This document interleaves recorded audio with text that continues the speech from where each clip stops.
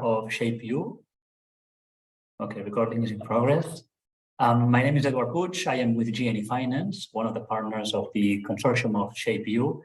Our very purpose today is actually to continue fostering a discussion around the topic of financing the retrofitting of affordable housing.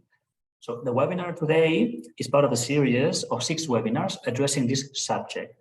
Today we'll take a very specific approach on financing the retrofitting of private housing, in this case, initiatives led by public authorities. So we want to have a conversation as engaging as possible. To do that, actually, we have 2 speakers today, 2 experts who will share their experience, who will share some thoughts to foster this discussion. We had a third speaker who, at the very last minute, wasn't able to make it. Actually, is Ignacio de la Puerta from the OpenGela project. Since I was involved in this project, I will try somehow to bring some elements of OpenGela into the discussion so we can also take those into account and make the discussion as interesting as possible.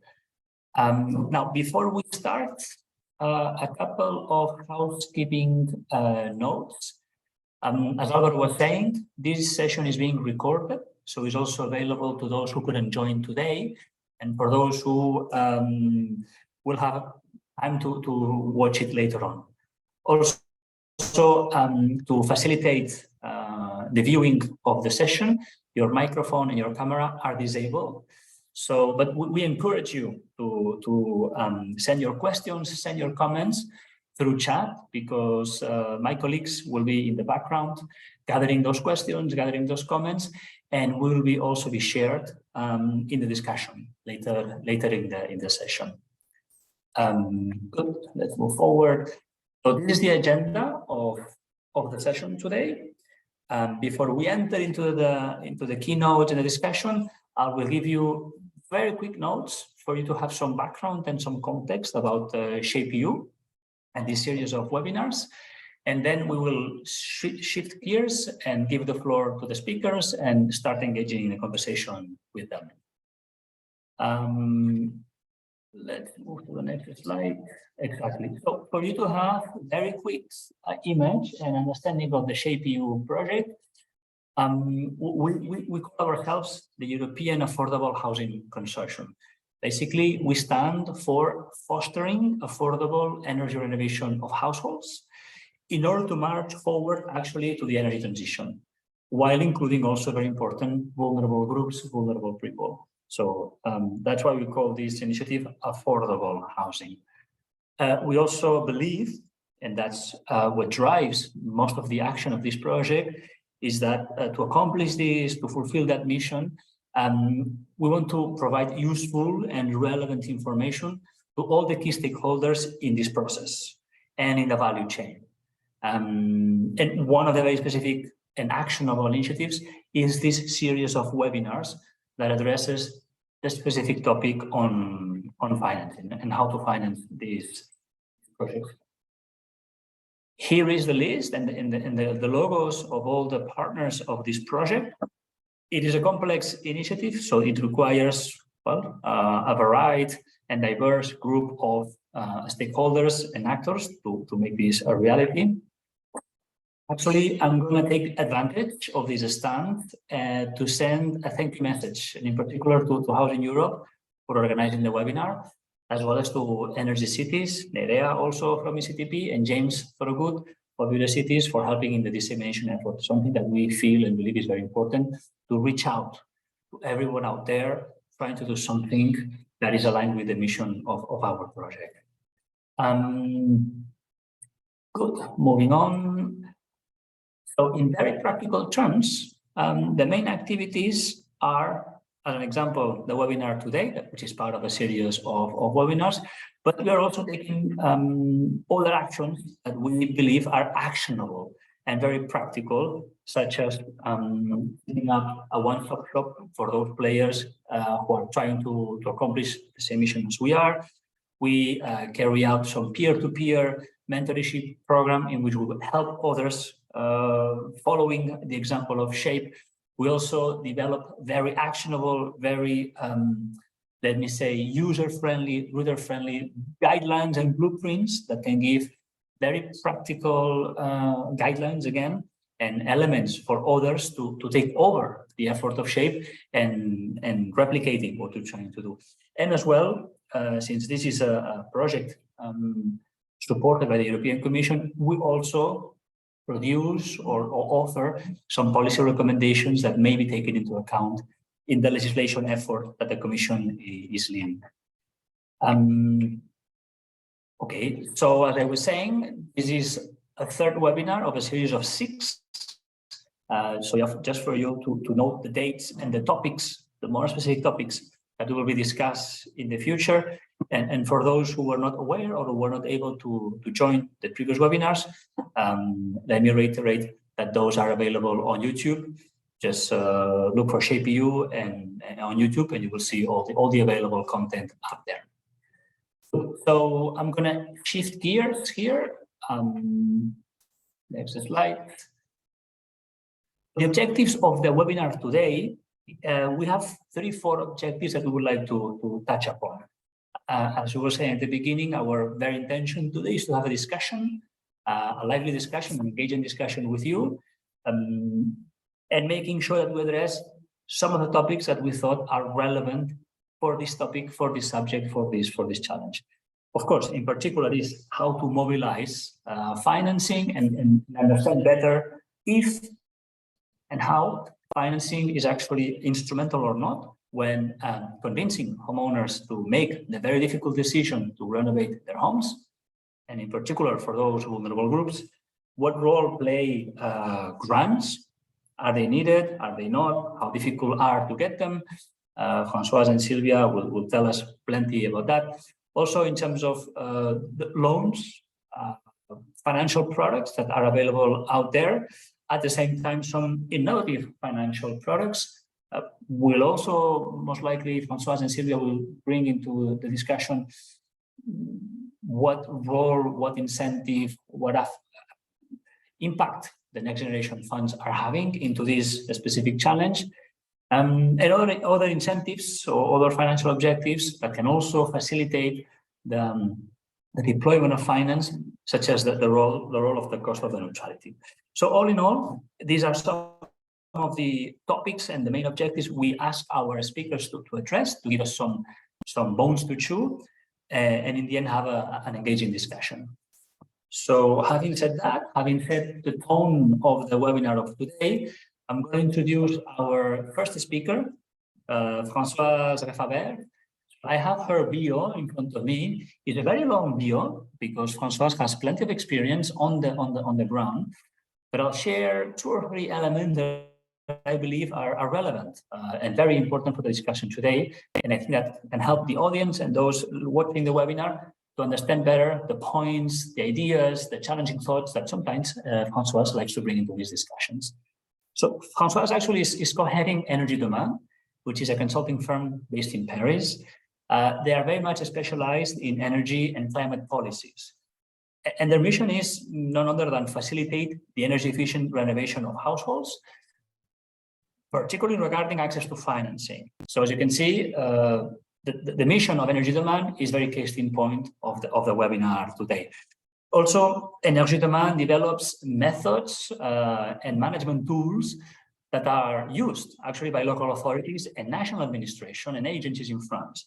So Energy Demain and Françoise has specific experience in dealing with public authorities, in this case, the ones that we expect also at some point actually to lead this effort.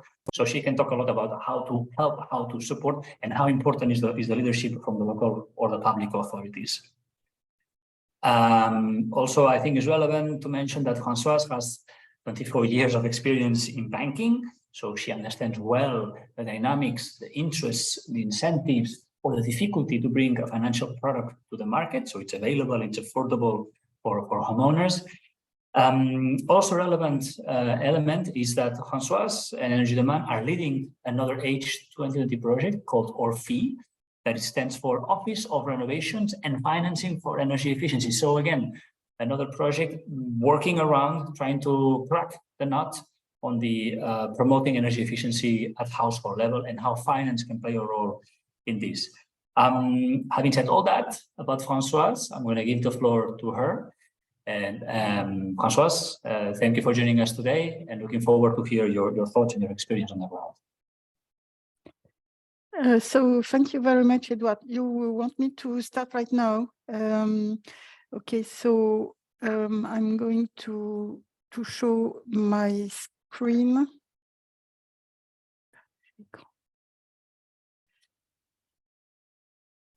Okay, I think it's okay. Could you confirm? Yeah. Okay. Yes. Thank you very much. So as explained by Edward, I'm going to present you how we try and cope with the very subject of this webinar in France. So because indeed our field project is focused on initiatives led by local authorities in France. So I'm going to go through 5 following points, present Séraphin as public-led initiatives. I will go very quickly through their business model and focus more on their own funding offer for renovation works. And I will present where we are in terms of results. These results are very depending on the local and national setting of public policies. So I will finish with this topic. Okay, so sorry. Oops. Séraphin stands for, in French, Services Territoriaux de Rénovation, Accompagnement et Financement. Behind this, we have entities which are called third-party financing companies, and those operators offer a comprehensive range of support service to homeowners, really focused on achieving energy-efficient renovations. And so the specifics about third-party financing companies is that they are in a position to offer direct loans to homeowners and also to multifamily housing owners associations without having a banking status. So this is really the very specific thing about it. And in their status, they are allowed to do so, to offer direct loans, provided that they are controlled by local authorities and other kind of conditions regarding, for instance, their equity and things like that. And so they also have to have a special license authorization from the French banking authority. Right now, there are 6 third-party financing companies set up by regional councils and by Bordeaux Métropole as the only big city which has been doing that for the moment. And so you see that they are widespread in France. The first one was set up in 2015 in Hauts-de-France, so it's Hauts-de-France Passe Rénovation. Most of them do directly refer to regional authorities within their name, as you can see. And the Séraphin network is an association which was set up in January 2022, so it's very new still. And the idea is that they need to join forces at national level in order to make their achievements better known and have more impact in vis-à-vis the government and the central administration. And so this is the very aim of OFI project. As mentioned by Edouard, the idea was to have an office so as to join forces. And of course, this association is wide open to other integrated home renovation services. Maybe, yes, of course, we are very focused on France, but we have started a relationship, for instance, with our neighbors in Belgium, and we would be really interested in getting members outside France. So, in a nutshell, the business model of members of Séraphin, those third-party financing companies, is to provide an integrated service, including an audit, providing homeowners with scenarios regarding the renovation, including an estimation of the energy savings in euros and kilowatt hours, and then work on a sustainable financing plan, including subsidies. I'm going to come back on this. And then when the people are confident they can go through the project, the service encompasses the coordination of renovation works until they are completed, and after that, monitoring of energy consumption. And so, as I mentioned it, when the people are ready to take their decision, one key element, of course, is this financing offer, which is included in the scope. And the specific also is that loan duration can be very long, thanks to a refinancing facility which has been offered by the European banking, the European Investment Bank, sorry. And so this is the general setting. What I have to say is that every third-party financing has its specifics, because the service offer is adapted to local priority targets and geographies. And what I have to say also is that overall, the members of Séraphin are still very reliant on European technical assistance and also subsidies provided by local authorities or European structural funds.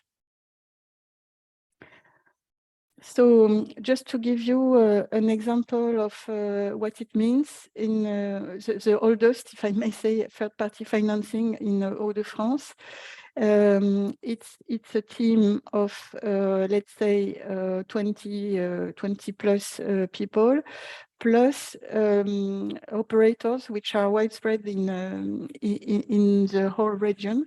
Which is more in the 50s, so as to be close to almost everyone in the region.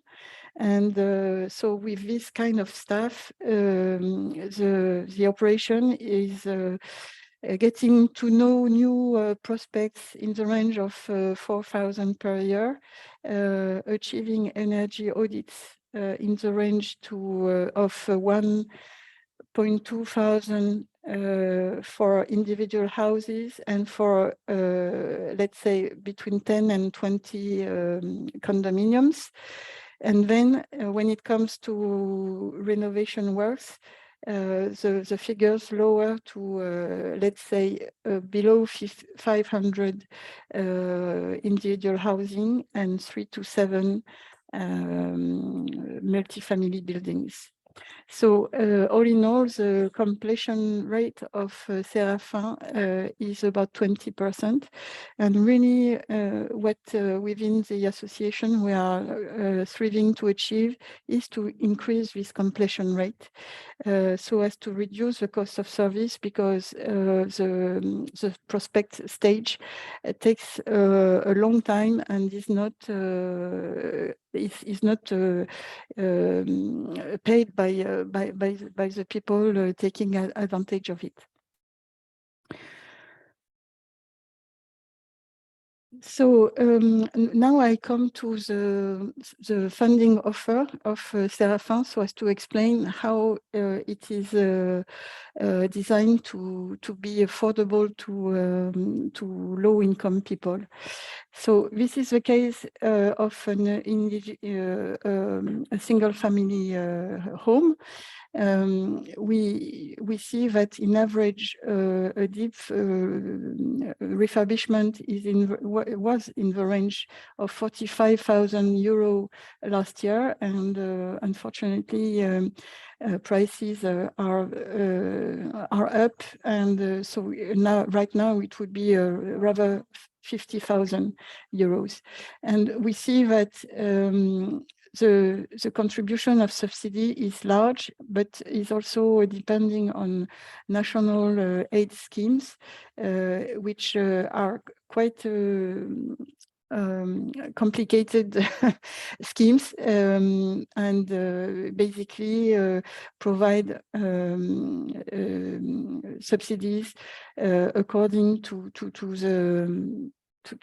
the resources of the households.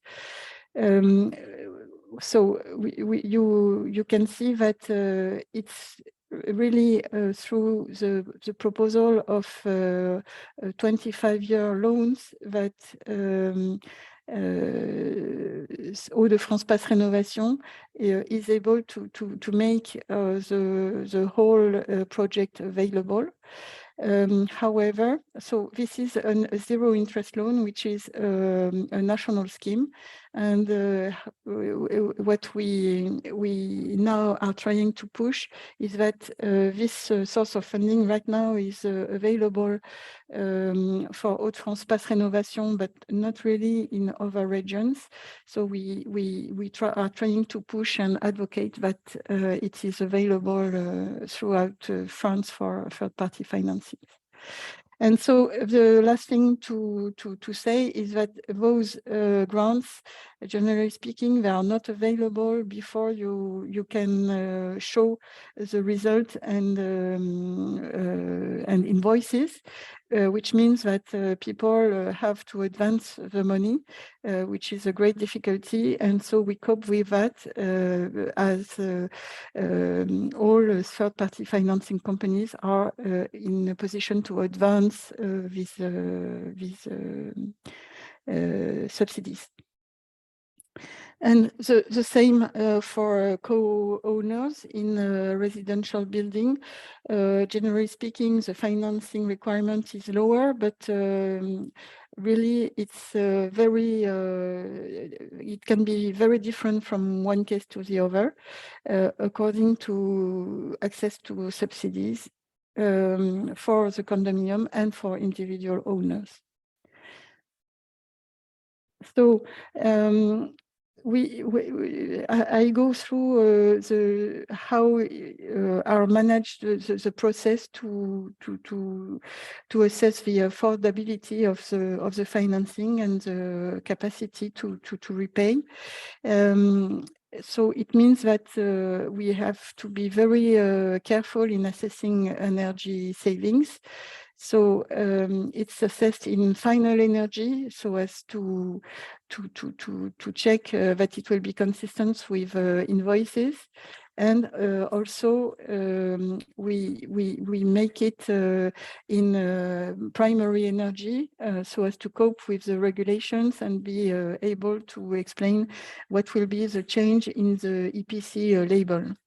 So for individual houses, this normative assessment is compared with energy bills for the previous 3 years.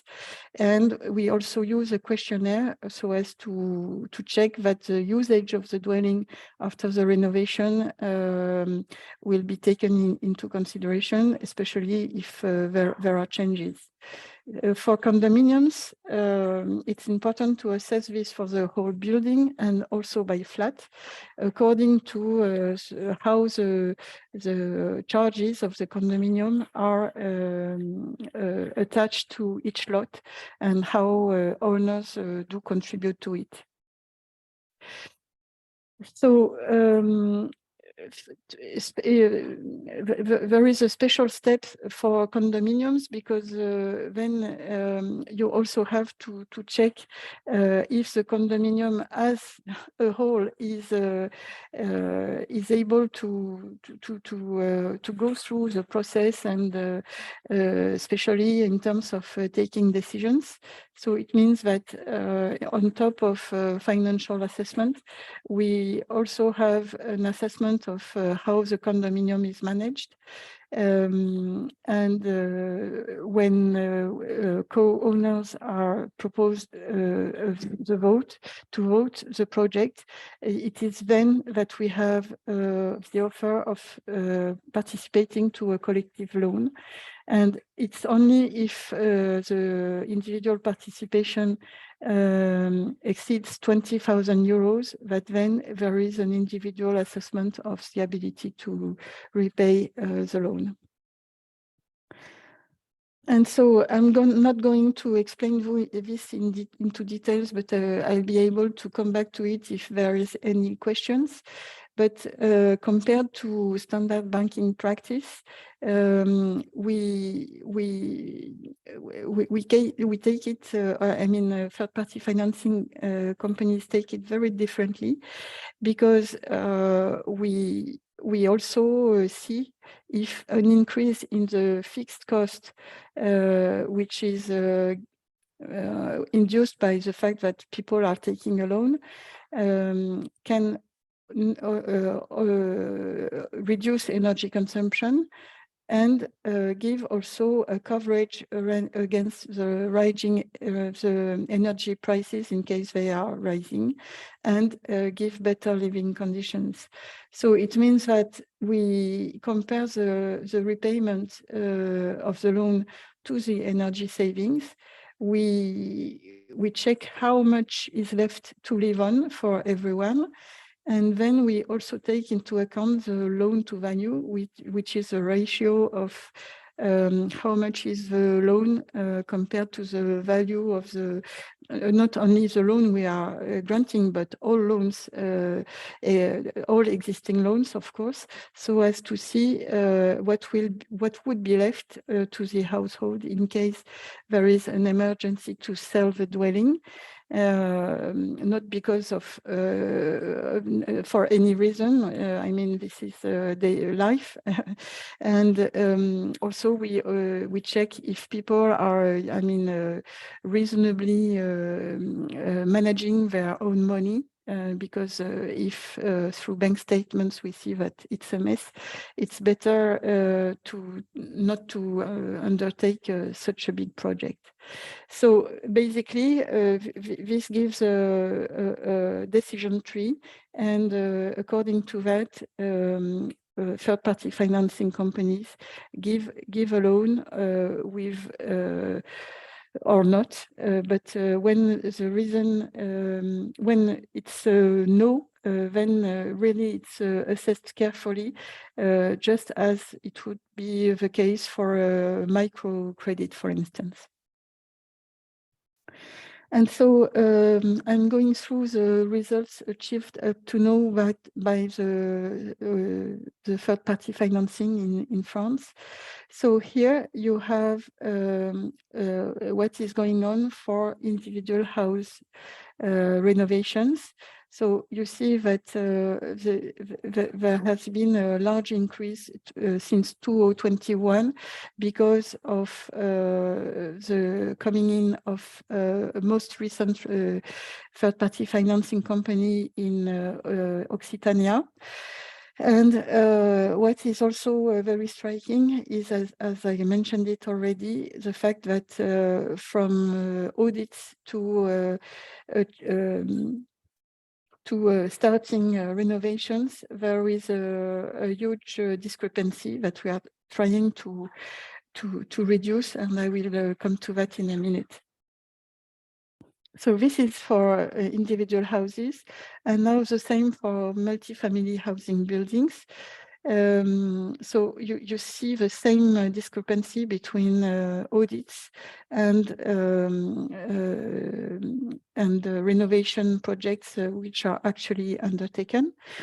And all in all, if we add up multi-family housing buildings and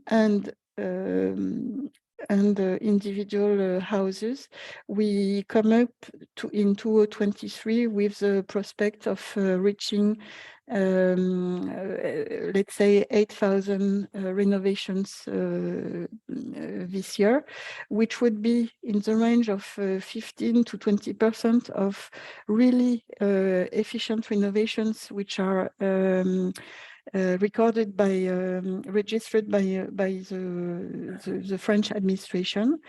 And so we do think, and we lobby very much, that the transformation rate is really dependent on public incentive policies.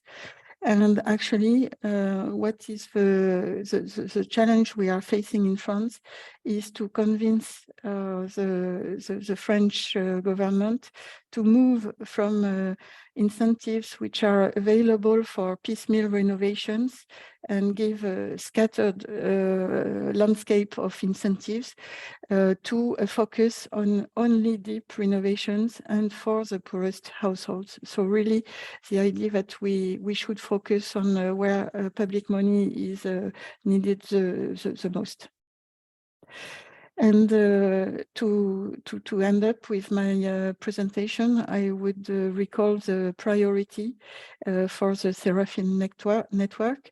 So, as I mentioned, communication with public decision makers and offering to give them feedback and contribute to the making up of the incentive schemes and other regulations has to be pushed. We also are seeking calls to strengthen the national Seraphim platform, and so we are trying to be still very active on Europe with European partners. And as I mentioned, we are convinced that we should be more numerous, and we are more than welcoming new members. So thank you for your attention, and I'm ready to take your question whenever Edward wants.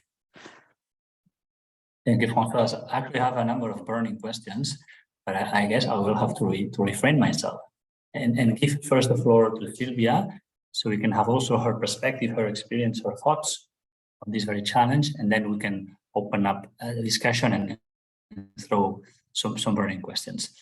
Sylvia, let me introduce Sylvia. I have here her very extended also bio. So I identified some very relevant experience and relevant expertise that can be, I think, very compelling to the audience today. So Sylvia has 15 years of experience in international cooperation, in particularly working closely with municipal governments, ministries, and the third sector. Very important as well, the third sector. They play a fundamental role, and I think quite often we don't give them the visibility and the ability to speak as much as we think that they should have. Sylvia has experience in working in several countries with governments and administrations in promoting policy, mainly in the topics of climate and energy. She's also at Eurocities. She currently works on projects that promote other than subsidies financing instruments. I'm actually very curious to hear what she has to say about these other than subsidies, because I think that's one of the big challenges of the public authorities these days, is to how can we foster or set the tone for this market for others to complement and to build on the subsidies that, of course, have a limited outreach. In any case, always for local climate action, very important. The local aspect, municipalities, the cities who are called to play a leadership role in this effort. A couple of more elements about Silvia. He has experience as well in supervising a portfolio of project on environment and infrastructure worth 145 million. That's quite a big amount.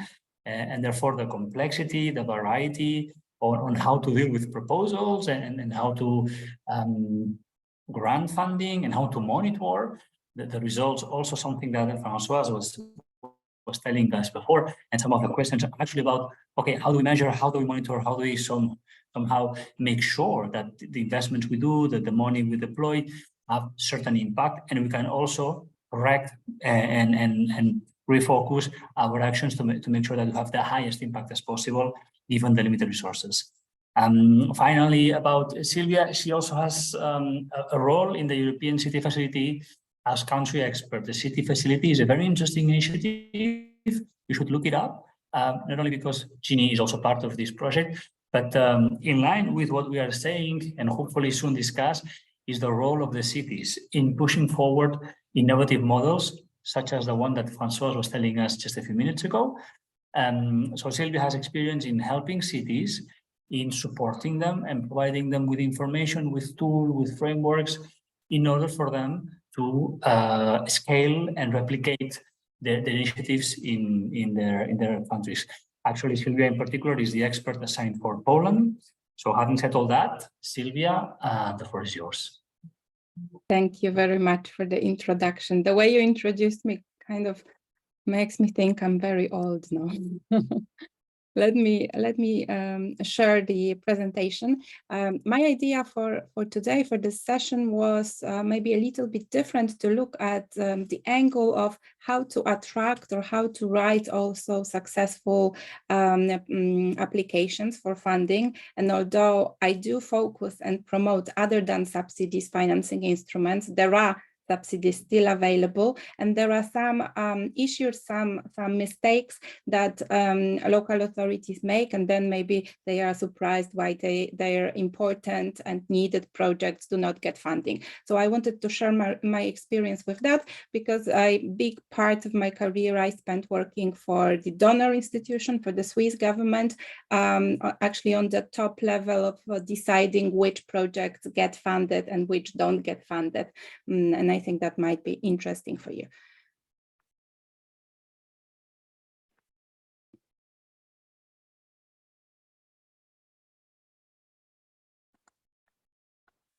So the first question, does it work? Can you see my screen?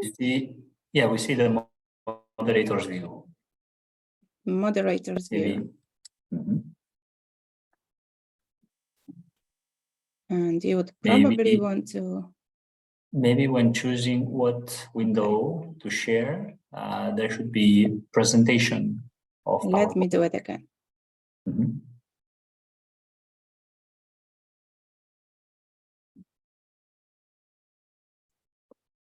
Okay, this should be okay. Yeah. So what do the donors want?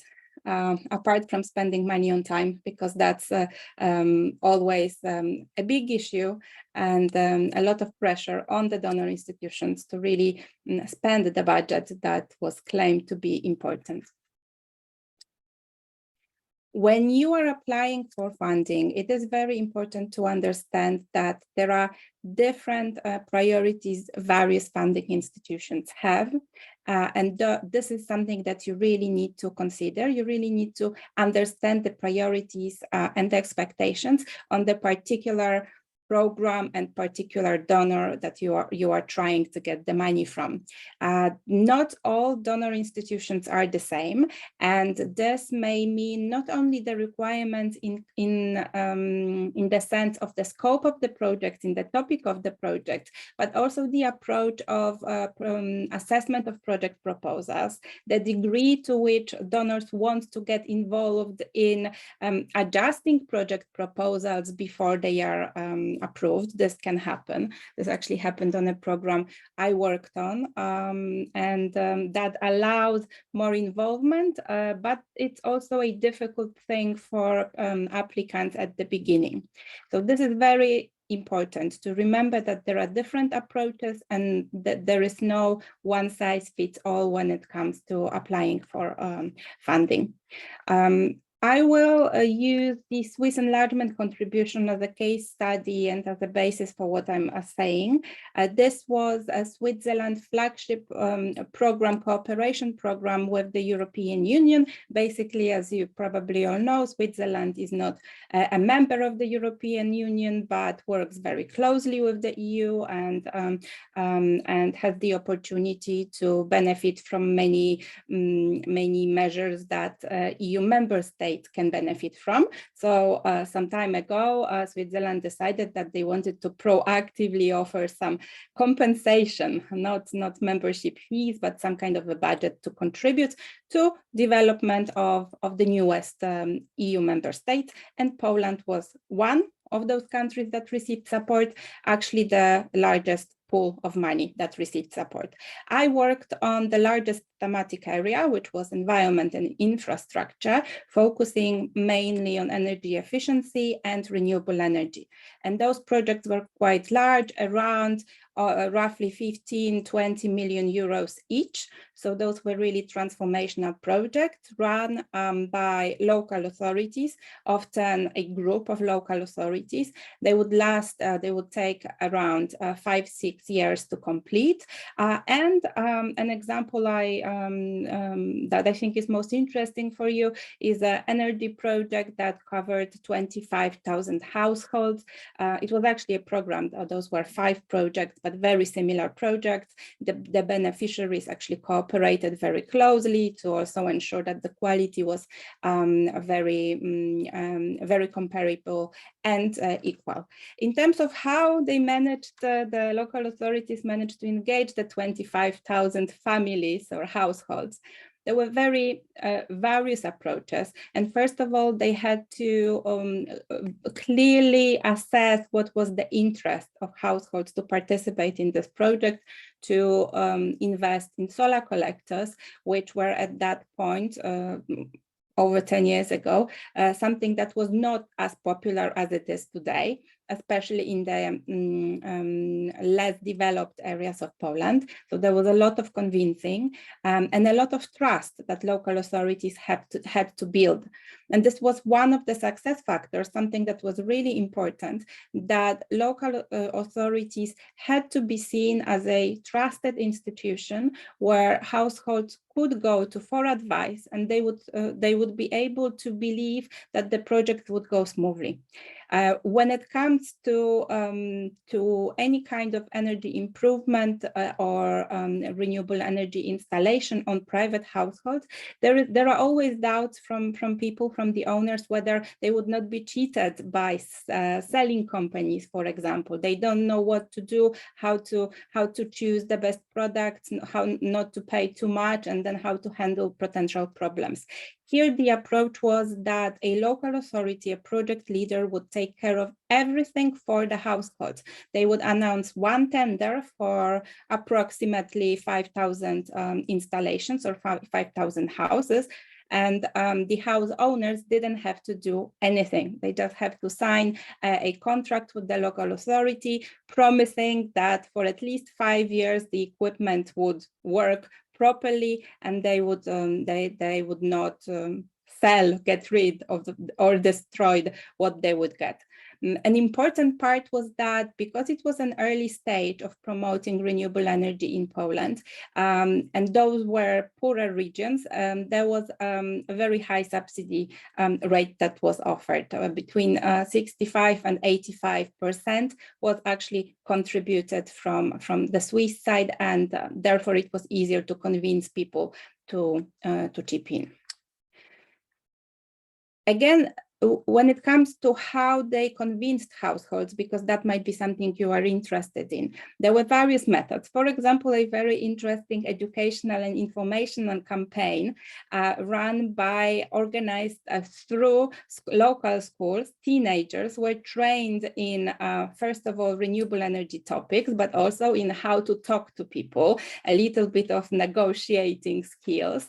They were taken on a full day trip to learn about these. They had some classes with representatives of the university in Krakow, and then they received the IDs, gadgets, hats, and they visited all houses, all households in the region in pairs to talk people into joining those projects. And you may imagine that while people might not be super excited about talking to a representative of a local authority, some adult clerk, it's very difficult for them to ignore kids who come with very excited, leaflets and a little bit of information. So that was very effective. The other effective method in those regions was cooperating with churches. And there were, after masses on Sunday, priests would actually invite people to sign up to those projects, to go join, not to miss the deadlines, etc. That was very effective as well, although when I heard about it for the first time, I was a bit surprised that would be one of the most successful channels.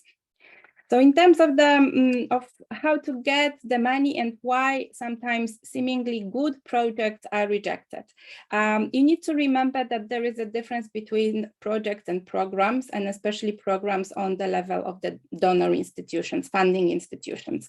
Funding institutions have their own objective. They have to achieve something that is part of something larger, a strategy, for example, and they are looking for initiatives that will allow them to achieve the objective of this program. So even if your project is very well prepared, very needed in your region, and the application is very well prepared, if it will not fully allow the donor institution to meet their objectives, it will not be approved. So this is as simple as that, and that's why you need to very clearly understand what is the aim or what is the objective of the funding institution, funding body with the particular call. Experience in approach of assessors and evaluators. People who read applications are human, are people. Some are more experienced, some are less experienced, some are more demanding and critical, some are more optimistic about projects. That's also why you might sometimes hear that a very similar project to yours got funded and yours got rejected, or the other way around, because it might have been read by someone else, and someone else might be questioning what you do or what you are planning to do more. And that goes to the how reliable the targets you are mentioning are.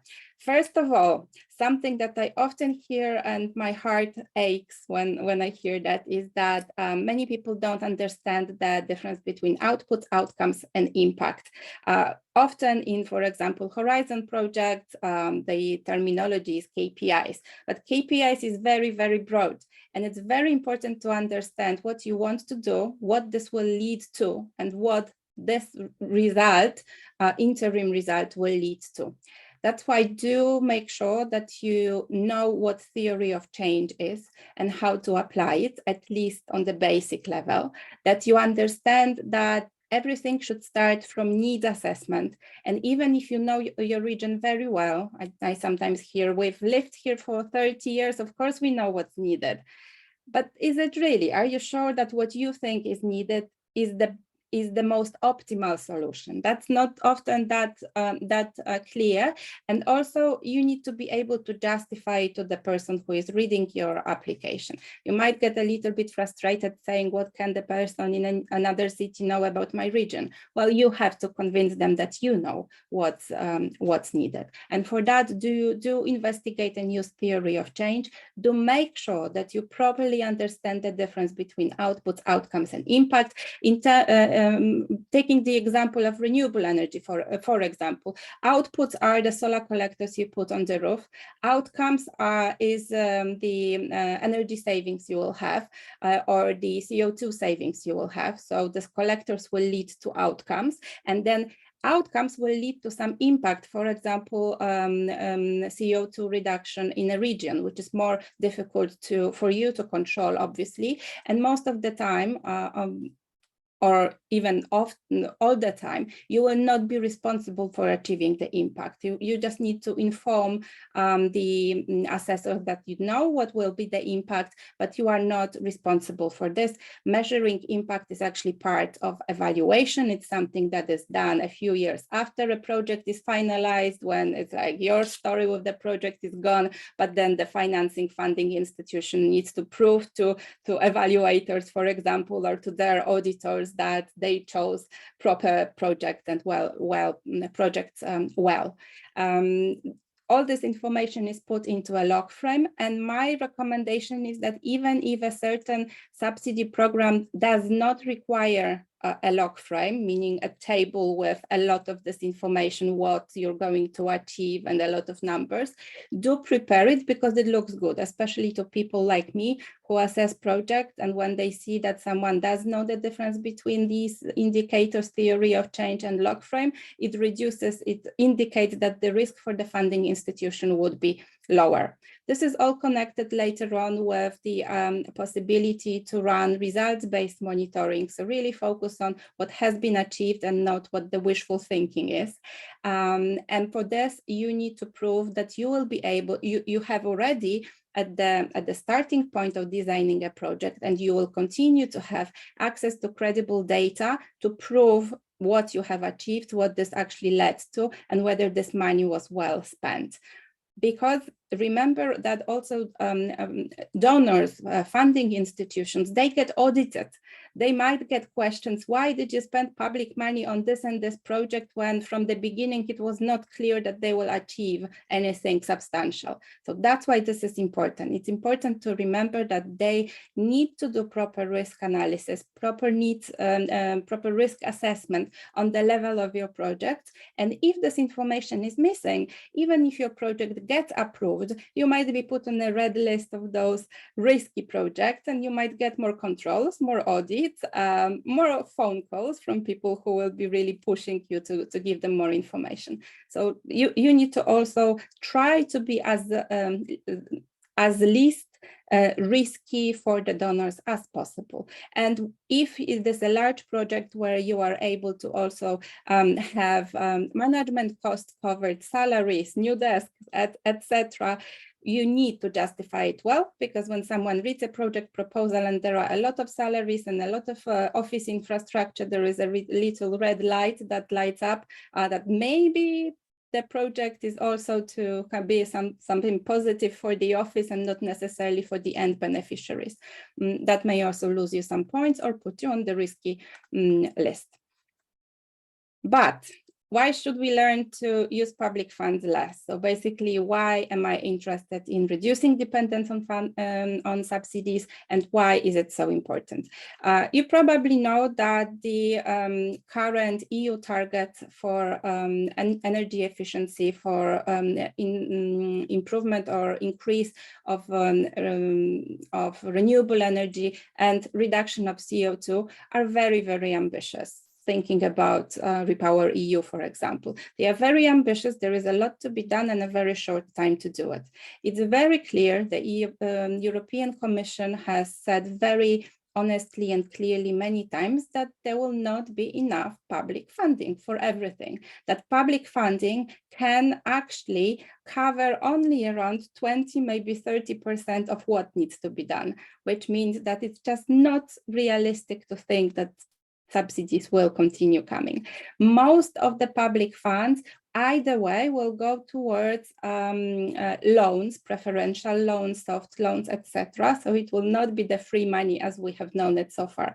And that's why you need to start looking at different options. Before I go through this, what are the different options? For example, working with ESCO, so energy performance contracting. This is something that I like very much because it has a lot of potential, as not only you get the capital upfront from a private partner, you don't have to look for the money, but also you protect your public money because you only pay back if the results have been properly delivered. And this is very important. public money is safer if you have a good private partner who is in charge of delivering the results. You only pay them if they deliver.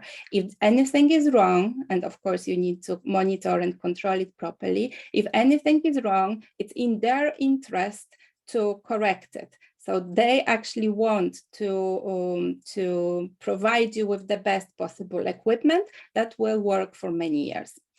There are also other mechanisms. There's citizen financing schemes like crowdfunding, for example. Residents of a certain region can chip in for some investments, and in return they may get discounted access to public infrastructure. For example, if they chip in to improve energy efficiency of a public building or maybe a swimming pool, then they might get free or discounted access to this swimming pool for some years. So that is an interesting option as well. Energy cooperatives, of course, this is another type of citizen financing scheme. There are also guarantee funds. There are soft loans, which were already mentioned. There is cooperation with private partners, with investment funds. So there are really green bonds, for example. There are really some interesting options. It still very much depends on the country, because in theory it looks great, but in practice in some countries the regulations, the legislation is not fully adapted to support this very well.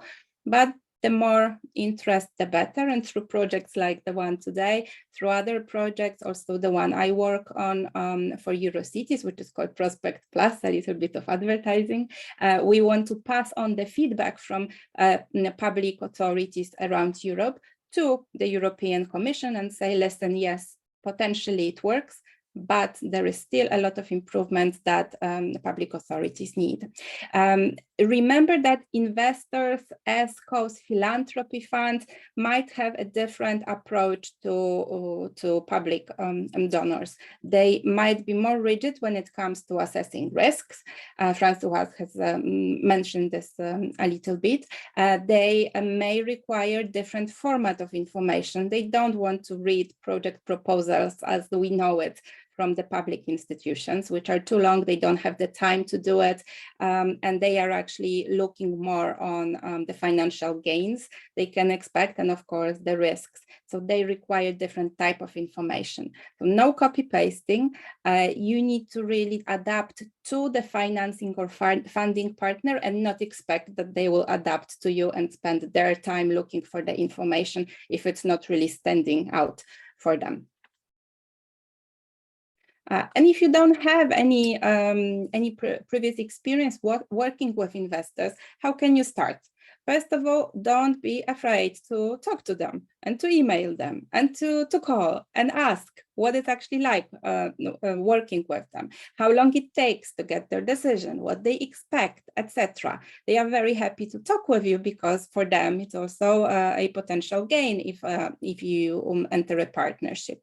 I think we were supposed to cover also Elena, but I understand we will not. So maybe just mentioning that Elena as well has very good staff who are happy to work to talk to local authorities and explain how to get the support. Or again, don't be afraid to call them. Many local and regional and public authorities decide to spend a lot of money on consultants who prepare them applications for funding or financing. It's not always necessary, especially, for example, in the case of Elena, there are 2 stages of applying for the support from Elena. And in case Elena is new to anyone here, it's an instrument provided by the European Investment Bank and co-funded by the European Union in order to finance preparation of large projects. Those projects need to be around 30 million euros, and they need to start within around 3 years from the moment you receive the money. But you can get a lot of money, even a few million euros for very complex project preparation, and you don't need to give this money back if you are successful starting the project within 3 years. But you don't have to rely on external contractors. I think you should most of all rely on your staff and spend the money training your staff so they are able to do more and they are successful to secure funding or financing for you. How can you start if you have not had any contact with the private sector yet? Do check out the EIB Advisory Hub, so the European Investment Bank Advisory Hub, which provides also expert support, advisory support to cities. And there is a very well-prepared list of all the projects they have supported to give you an idea of maybe whether your project would be something appropriate. Again, contact them. Usually the projects they support should be around 20 million euros, but they always say that it's good talking to them and negotiating a bit, so don't get discouraged in case this is too large in your view. And the ELENA projects, the program, which is a bit different, they have different teams, so it's good to check both. And in both cases, you can find information description of the projects that have received this support. The European city facility, which we already mentioned, is something that an initiative that wanted to tackle the risk some local authorities see when it comes to ELENA, meaning that yes, they get a lot of money, but they have to implement the project, and if not, they have to give the money back.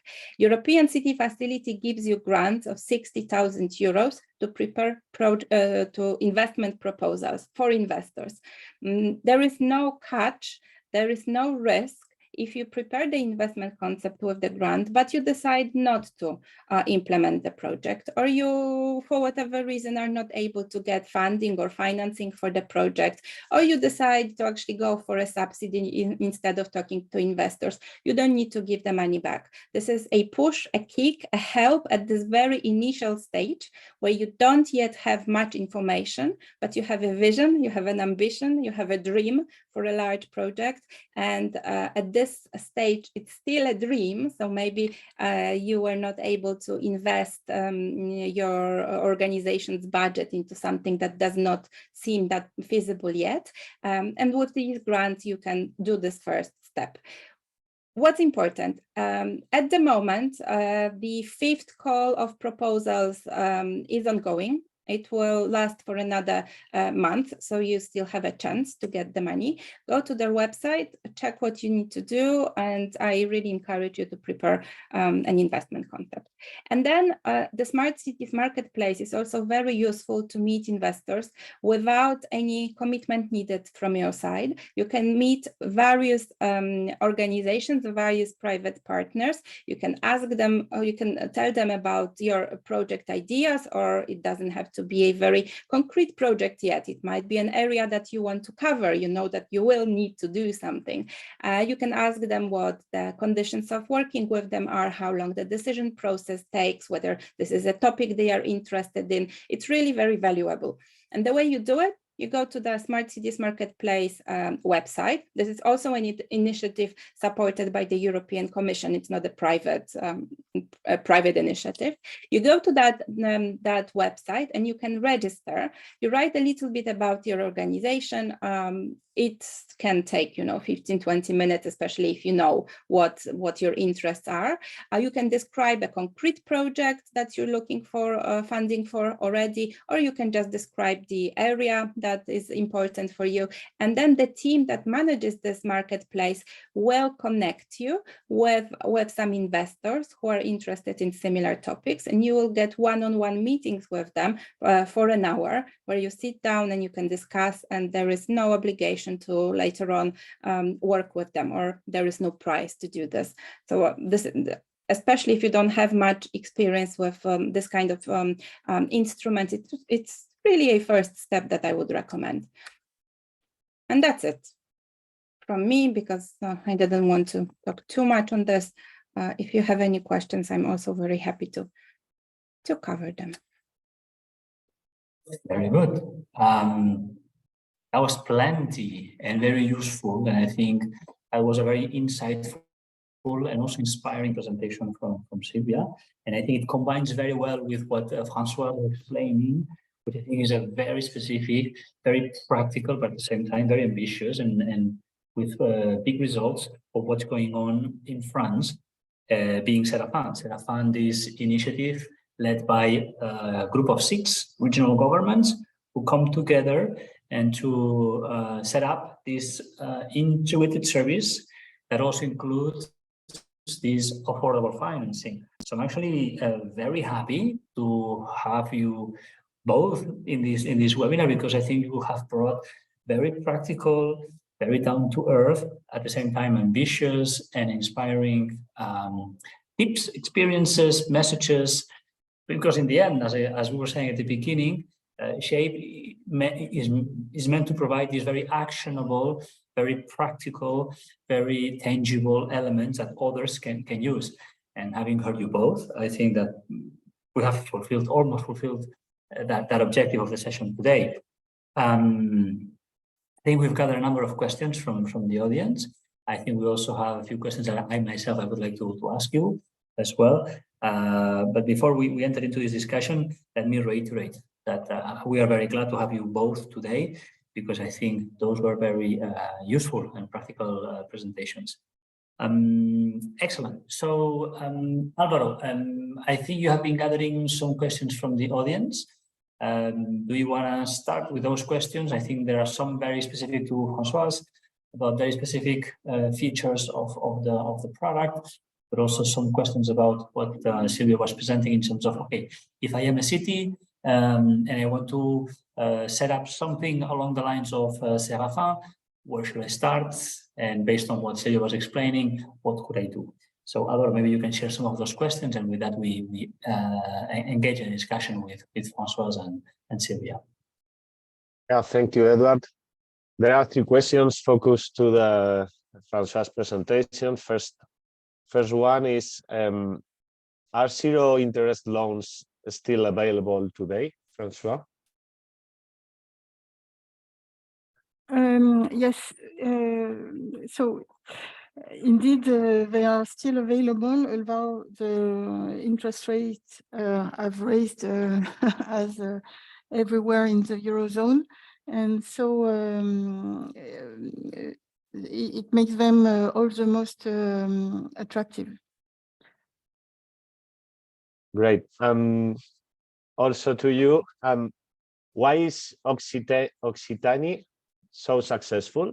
Yeah, well, actually, in the figures I showed previously, yes, we see that they did a lot of audits.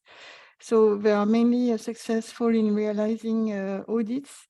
And this is because basically these audits are very low in cost. They are billed only €100 for an individual house. So basically it was the willingness from the Occitania region to make people more aware about how is what is the shape of individual houses, because I don't know if it's the same in all other countries. I think so. Generally speaking, we see that people overestimate the real energy status of their home. Generally speaking, they don't really know what is the EPC label, and when they are asked if everything is fine, they answer yes, everything is fine. But Occitania is less successful to transform audits into renovations, and so this is still a challenge. Thank you. And there is another question that came on your presentation, but I believe you all can contribute to this question. Is from Berkien de Baets as well. Mm-hmm. How do you check the energy use of the houses before and after the renovations? Okay, so you want me to answer this question, or yeah? Okay, So beforehand,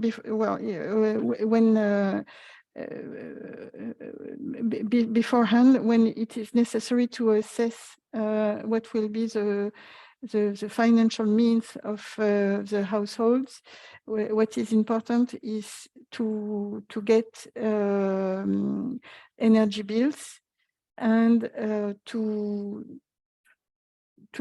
have a questionnaire so as to really understand how people do behave in their home, so as to see what will be the prospects afterwards. In cases where it's not possible because people just come in a new house, or there is such a change in the housing status, then we third-party financing companies establish their assumptions based on their standard audit measures.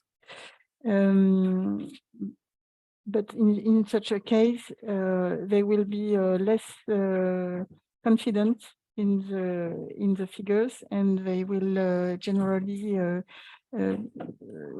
consider that there is no improvement in energy savings, and just consider what are the means of the people with no change in their energy bills. And afterwards, the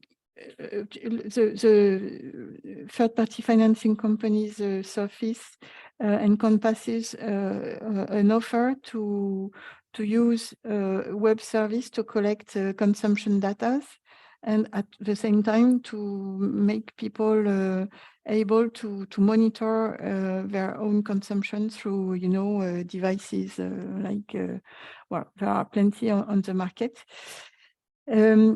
But there are some people who are reluctant actually to provide this kind of data because it's very sensitive. So in this case, people are requested to just report the number of kilowatt hours which is indicated in their on their bills.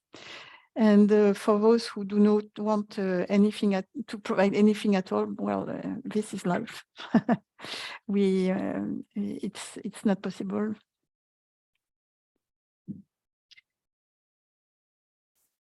Thank you, Francois.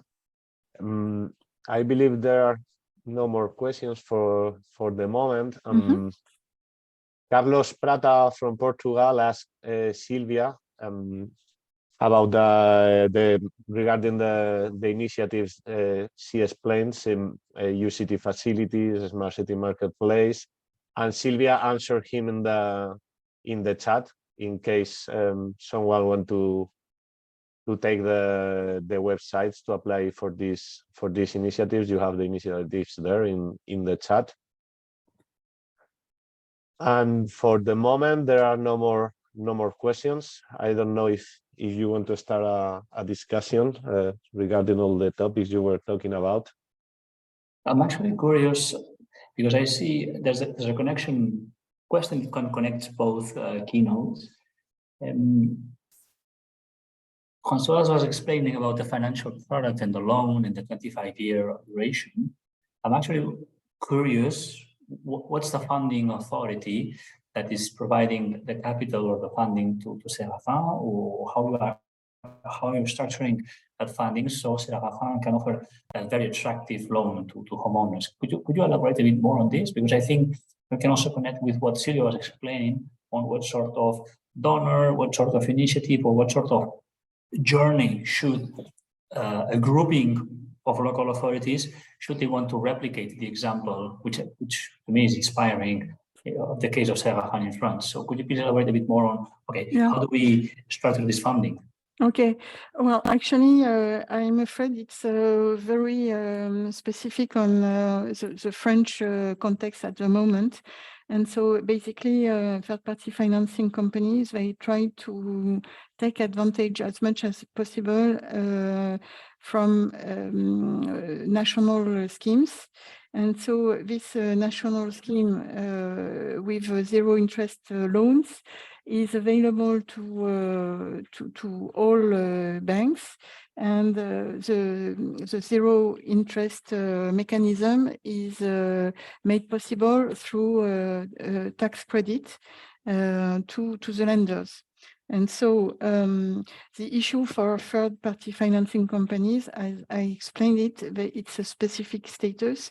And so in the tax law, they were not, their specific status was not mentioned as, the normal banking status for lenders who are allowed to access to this tax credit. So this is why, as an exception and to test it, only 2 third-party financing companies in 2 regions were allowed to provide these loans.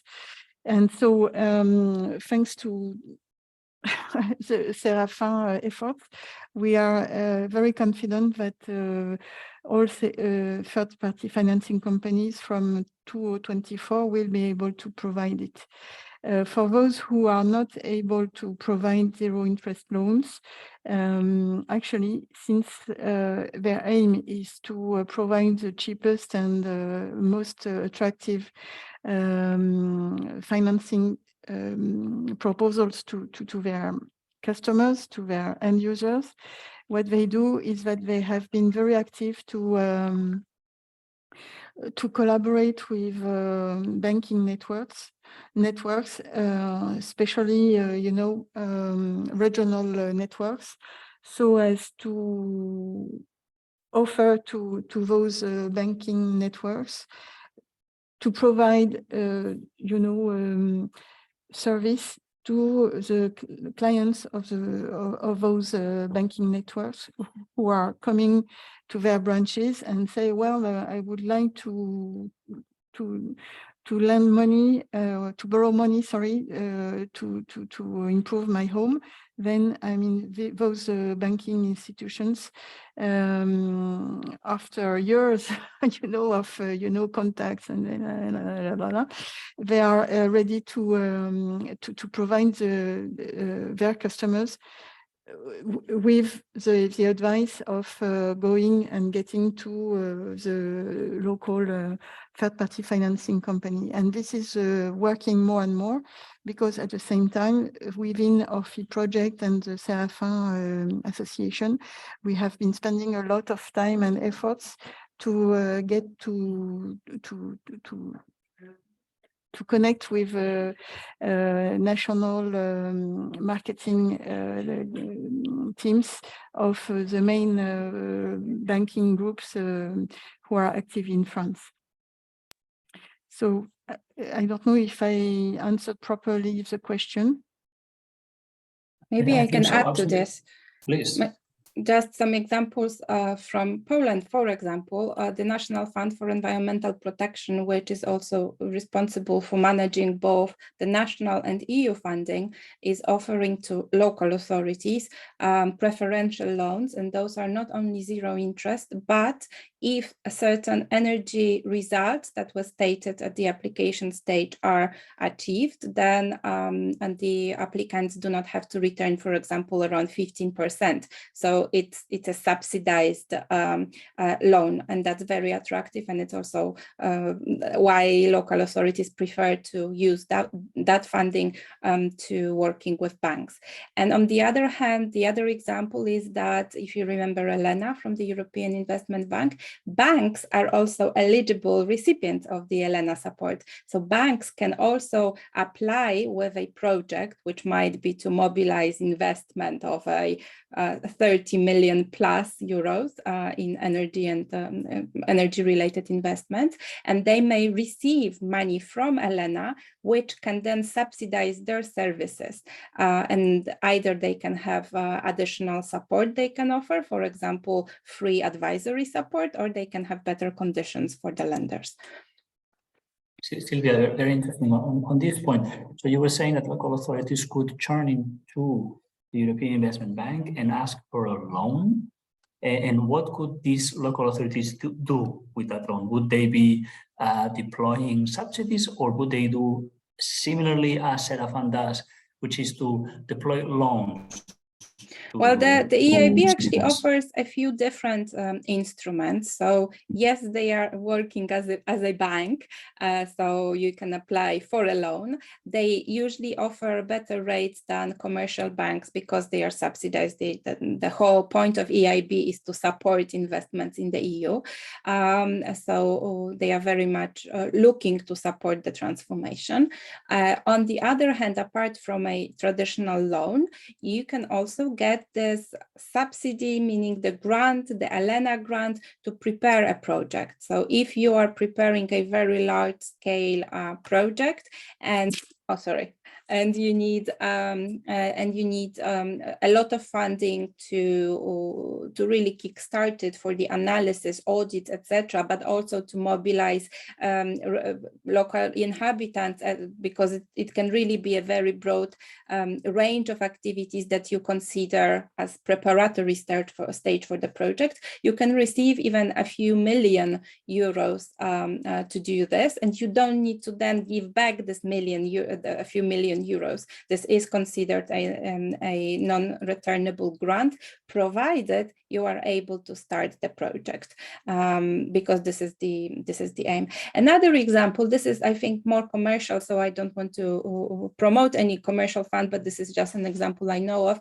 There is a energy efficiency or European Energy Efficiency Fund. They are supported also by the Commission and also through ELENA, and they offer loans for projects which are aimed to achieve energy efficiency results. And they also have this technical assistant offer, similar to the ELENA grant. The positive side is that or that may be something that is attractive to local authorities, is that those projects don't need to be as big. I don't remember the amount, but they don't need to be 20 or 30 million euros. I think 5 or something, but you would need to check. The catch is that if you want to get this grant for preparation of the project, you need to commit to then finance the project from a loan from that particular fund. But it is also an option. Okay, so I believe that an important segment of our audience will be representatives of local authorities, regional authorities, and with our aim of being as practical and as actionable as possible with the things that we are saying, with the content we are sharing. To both of you, what would be, based on your experience, and of course, based on the keynote you kindly shared today, if I am a representative of a local authority and I have the willingness to address the whole household retrofitting of vulnerable groups, and hopefully also tackling the energy retrofitting, energy efficiency, what would be the roadmap that I should have in my mind and the milestones I should be reaching in the next, I don't know, 12, 24 months in order to reach, let me say, not necessarily the stage of Serafin, which I believe is very advanced and clearly a front runner, but perhaps a bit more humble program that at least can show progress. And as we were saying, prove that cities can play this leadership role in promoting home energy retrofitting for vulnerable groups. So could you please give us, in a nutshell, what could be the roadmap for me to go through in the next 12 to 24 months? Okay, so this is a difficult question. I mean, what is really striking is that the national and local context can be so different. You know, you are well aware, Edward. So I think that unfortunately there is not a single answer to your question. What I would say is that it's really I mean, what is striking is that generally speaking, people involved in these subjects and are very active, are very, concerned about the fuel poverty alleviation. And so generally speaking, you have to enter into a network and get information and get up to what is going on through this kind of networks. These networks, they do exist locally at national scale and also at the European scale. So what you are presently doing is very useful. There are over, H2020 projects which provide seminars, webinars, and so it's important to follow them and to connect one to each other. If you allow myself, I would mention that for the next EU Sustainable Week in a few weeks, in June, OFI project, we are together with Energy Cities giving half a day in presence presentation on how to set up a local one-stop shop based on the experience in France, but it's not specific. So yeah, of course, there are specifics, but since there are specifics everywhere, it's not so specific, I would mention. And so it's at La Tricoterie, and if you allow myself, I would ask you to, when you close the session and give to everyone,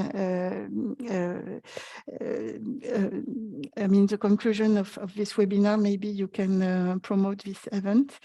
And so basically that's it. And then you have to go through your own way and connect so as to be aware of what is going on. And so my last word would be that it's so important to have leverage in your own country, because basically you're also always faced with difficulties which are due to local market conditions or national market conditions, and the fact that you are able to connect with other experiences outside your own country is a really important leverage to make yourself understood and show that what you are proposing can be done, even if it's not the case yet in your own country. I think those were very, how can I say this, truthful words based on your experience, and implicitly saying that it's a tough journey that requires a lot of self-motivation and a lot of conviction that this is the right path to not to follow, because I think you made a good point that there's no one single recipe, there's no one single size that fits all. You make your own journey, so to speak. But I think that perhaps the most interesting, but at the same time engaging circumstances that you come across other people who share that passion, who share that conviction, and somehow it is also rewarding. Silvia, maybe you would like to add something to what Françoise was saying. Yes, I fully agree with what Francois said, but I also would like to add that it's really crucial to change the mindset of many local leaders and the mayors and the governance, because it's often that the departments and the employees understand the issues. They are more open-minded. They are ready to try, but they are blocked at the level of their political leaders and also their treasury, for example, who doesn't want to try any new financing models because they are afraid of the audit, and that needs to change. What I think is really crucial is to really start working with investors, looking for possibilities to get private financing, private money, where the subsidies are not needed, because basically what I believe is that subsidy programs should be just an interim phase before the market is ready to take over. We shouldn't be using taxpayers' money if we don't have to, if there is another way of funding money, because taxpayers' money is always limited regardless of where we live in Europe, and there are always priorities that are being neglected because there is not enough money. So for example, working with ESCOs, getting money through the ESCOs, and then having mechanisms within organizations, within municipalities, where you can create revolving funds, you can commit to reinvest savings into energy and climate objectives. Very often it's not the case, because if there is money saved on energy projects, then the local political leaders might want to spend it on something that will help them win next elections, and it will be like a new, swimming pool because people like the swimming pool, but it's not necessarily crucial in terms of achieving energy and climate targets, and also adapting to climate change. So looking at the revolving fund, looking at working with investors, reducing the use of subsidies where it's not necessary, and looking at ways, and this is not easy, even though it sounds easy, it's not easy, looking of ways of really reshifting budget lines from those activities that can be funded by private partners to those which are not interesting to private partners. And in that way, there might be a little bit different distribution of budgets and funding within municipalities, local authorities, cities, and then we can have some progress. And I believe also in sharing the experiences, but what I would not like to see in the next year is that we really focus on sharing a lot of experience and sharing frustrations and talking about the potential of what's out there, and then we reach 2025, 2030, and apart from learning a lot from each other, we have not actually achieved much in terms of achieving the energy targets, and it will all go down to the local level, because someone will need to be blamed, right? And usually it will not be the highest levels who actually set the targets.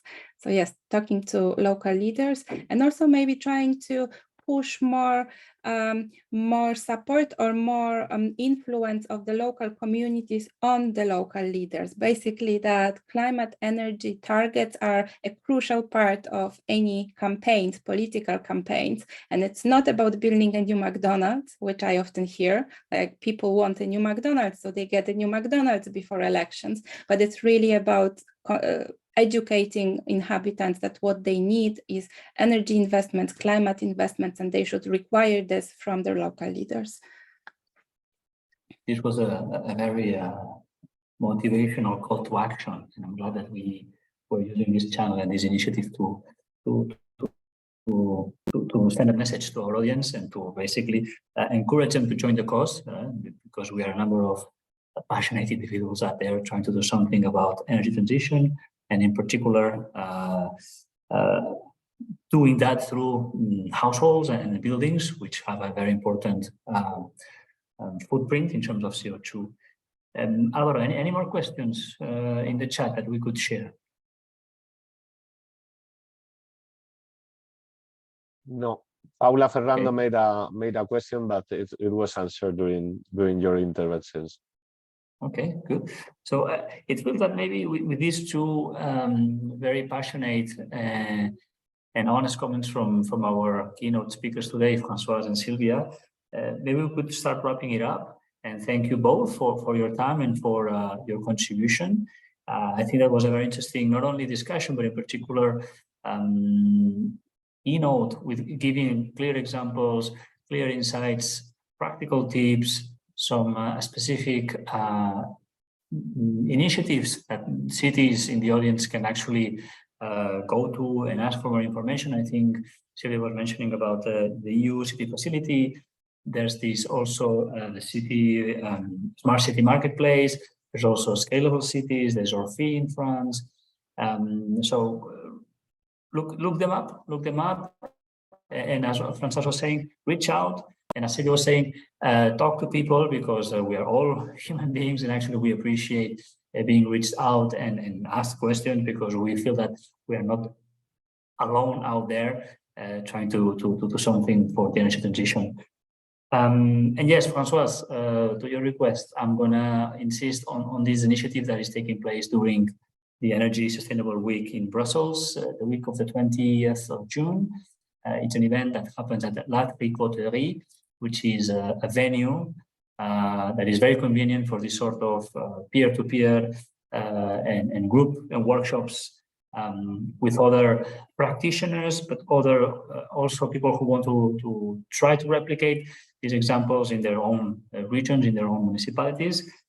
Those workshops, those sessions are very, very informative, but at the same time, they help very much to connect us with others that are also trying to build something along those lines.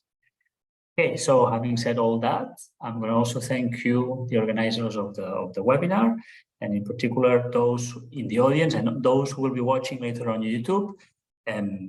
So paraphrasing Francoise and Sylvia's words, hopefully we'll see you out there and joining the cause and working together to make this happen. Thank you everyone for your time and hopefully see you soon. Thank you very much. Thank you, everyone.